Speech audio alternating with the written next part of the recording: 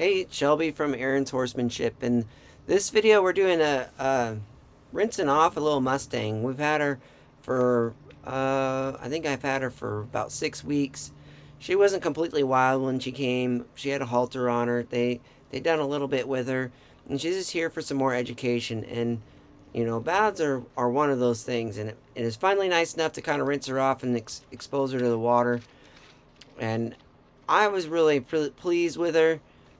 I came prepared. I have a long lead. I didn't tie her up.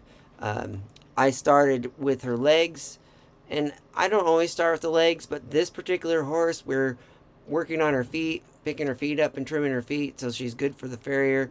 And it just made sense with uh, that situation to start with her shoulder and work down. And the same thing with her haunches, kind of work on her hind feet, start on the haunches and work down. And she's moving around a little bit, and I'm not one for flooding horses with training, and flooding meaning that you kind of keep things moving until the horse doesn't respond anymore. But getting a bath is a little bit of a gray area, because she's kind of kicking at it now, because it's not hurting her, but it's raw water running down her leg, and she might not really care for that. So when she kind of chilled out, I pulled it away, and then the water away, and I brought it back. And we're just going to wait for her to settle down a little bit. And in a sense, this is a form of flooding type of training. If you don't know what flooding is, Google it. Sorry, I don't want to go into the definition of it, because it's not really something I believe in. It's something that there's a time and a place. So now I want to move her away from me a little bit from the fence before I start this other side. And I don't want to use the water to move her away. And then I start spraying her. You see, she kind of just chills out. And then until I get to that hind end. And she's a little worried about the hind end.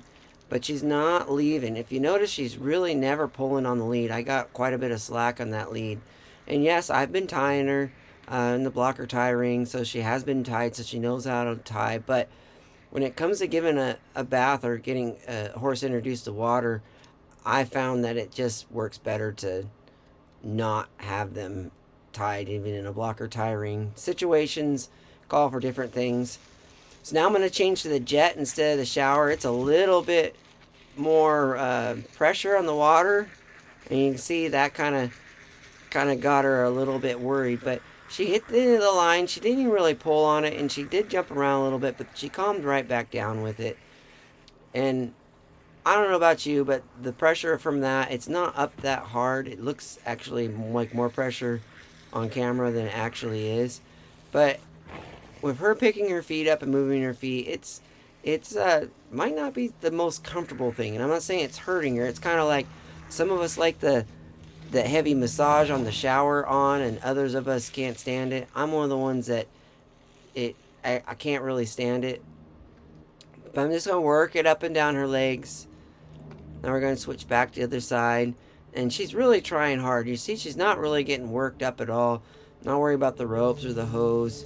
And this side, I know from picking her feet and working with her feet, she's a little bit. She's got a little quirk on that side, which is pretty much gone. But I know it's there. And spraying water on their legs and picking their legs up and trimming them, it was a wild horse. They're related. Like, to me, they're related. So we'll work on the back, work on down, and this time, instead of just staying there and kind of flooding her a little bit, I'm just gonna spray down, spray down. When she picks her foot up on that side, I'll start over and spray down. So we're kind of getting a little bit of up and down here with her now, and it's just to get her comfortable and okay with the fact that she's getting sprayed with water and different types of water, meaning that the nozzle has like the shower and the flat spray and the flood and the stream.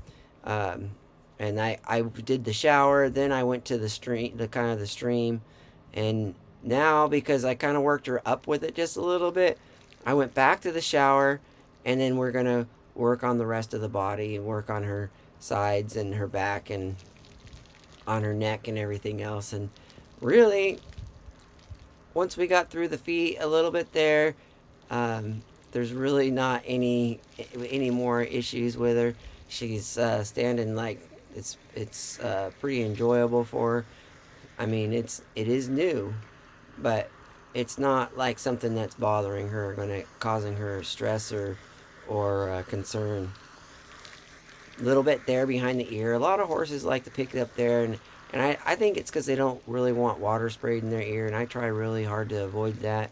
Um, you can't always, but just rinsing her off. We're not even gonna worry about. So now I'm gonna turn the pressure way down, and these nozzles, I love these because this one has a mist too, and we're gonna work on her face just a little bit there, and I'm not really like giving her a bath and scrubbing her with soap. I just want her to be a little bit more comfortable with the fact that people are going to be spraying water on her, and I'm going to be spraying water. I'm going to eventually put soap on her. Like we want to make sure that they can handle that stuff, because baths and trailer loading and some of these little things like this just really wreak havoc on people and their horses.